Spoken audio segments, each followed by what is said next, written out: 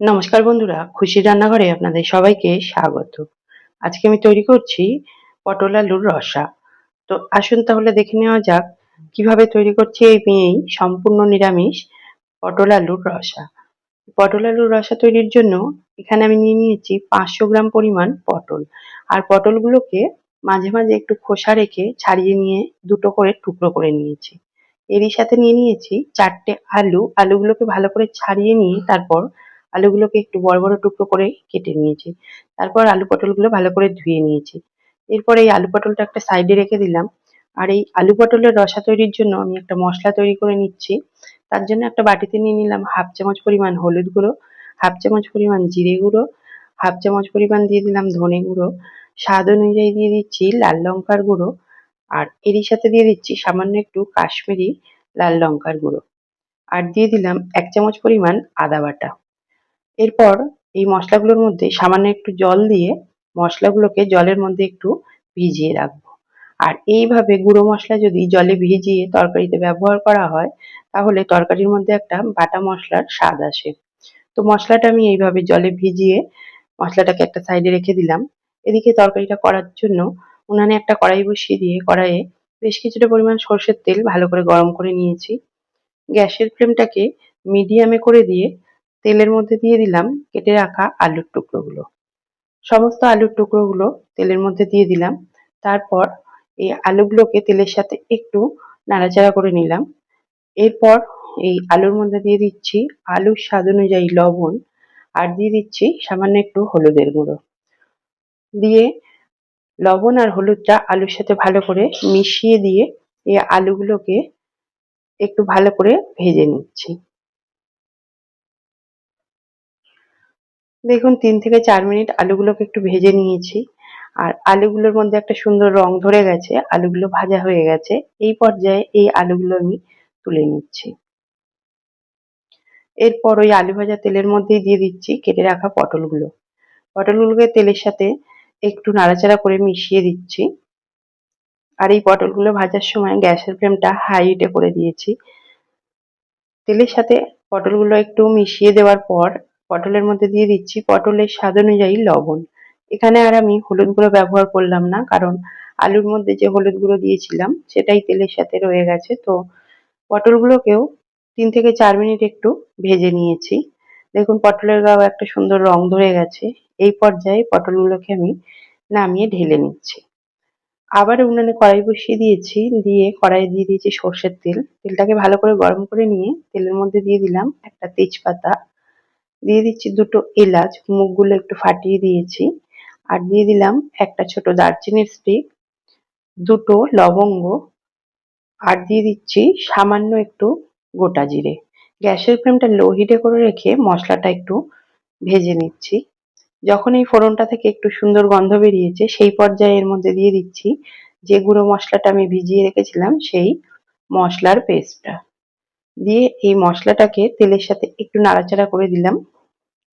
এরপর এর মধ্যে দিয়ে দিচ্ছি ওই মশলার বাটিটা ধুয়ে সামান্য একটু জল, যাতে মশলাগুলো না পুড়ে যায়। এরপর এই মশলাটাকে একটু ২ থেকে ৩ মিনিট কষিয়ে নিচ্ছি। আর এই পর্যায়ে গ্যাসের ফ্লেমটাকে লো হিটে করে রেখেছি। তো ৩ মিনিট মতো মশলাটা ভালো করে কষিয়ে নিয়েছি। মশলাটা কষানো হয়ে গেলে এর মধ্যে দিয়ে দিলাম একটা বড় সাইজের টমেটোর পেস্ট, আর দিয়ে দিচ্ছি সামান্য একটু লবণ।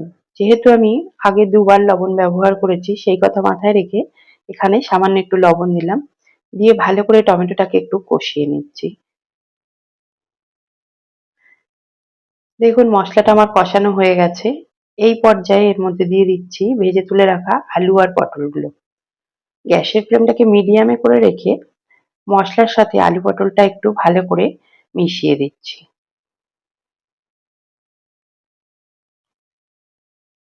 মশলার সাথে আলু পটলটা একটু ভালো করে মিশিয়ে দেওয়ার পর এর মধ্যে দিয়ে দিচ্ছি সামান্য একটু জল, যাতে আলু পটলটা কষানোর সময় নিচে না পোড়া লেগে যায়।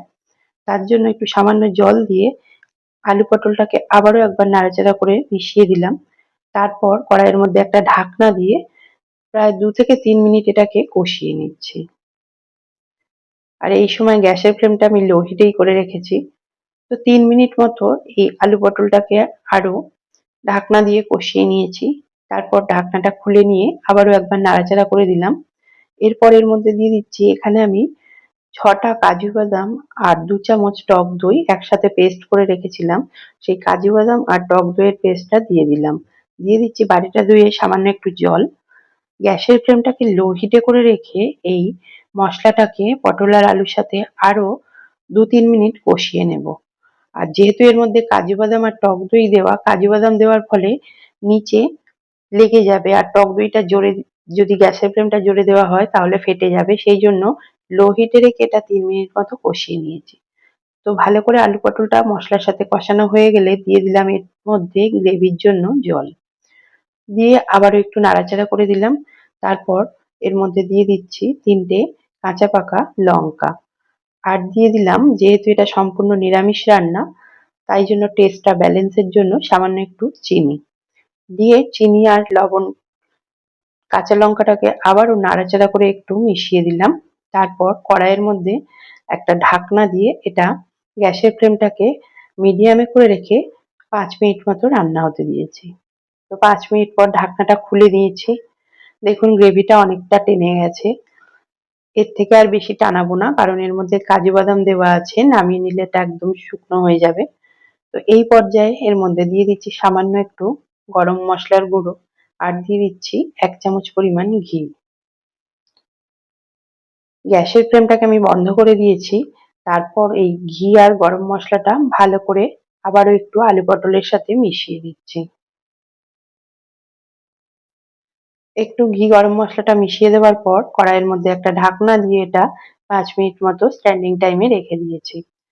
৫ মিনিট পর ঢাকনাটা খুলে নিয়েছি। আবার একবার ভালো করে একটু মিশিয়ে নিলাম। নিয়ে এই আলু পটলের রসাটা আমি নামিয়ে নিলাম। তারপর এটা গরম গরম পরিবেশন করে দিয়েছি। এই আলু পটলের রসা রুটি, ভাত, পরোটা, লুচি, পোলাও, ফ্রাইড রাইস সবকিছুর সাথেই খেতে খুবই ভালো লাগে। যেকোনো নিরামিষ দিনে এইভাবে একবার আলু পটলের রসা বানিয়ে দেখবেন, খেতে কিন্তু দুর্দান্ত স্বাদের হয়। তো বন্ধুরা, আজকে আমার এই সম্পূর্ণ নিরামিষ আলু পটলের রসার রেসিপি আপনাদের কেমন লাগলো অবশ্যই মতামত জানাবেন। যদি ভালো লেগে থাকে তাহলে একটা লাইক দেবেন। আর যদি আমার চ্যানেলের নতুন বন্ধু হয়ে থাকেন তাহলে আমার এই চ্যানেলটি সাবস্ক্রাইব করে দেবার অনুরোধ রাখলাম। ধন্যবাদ।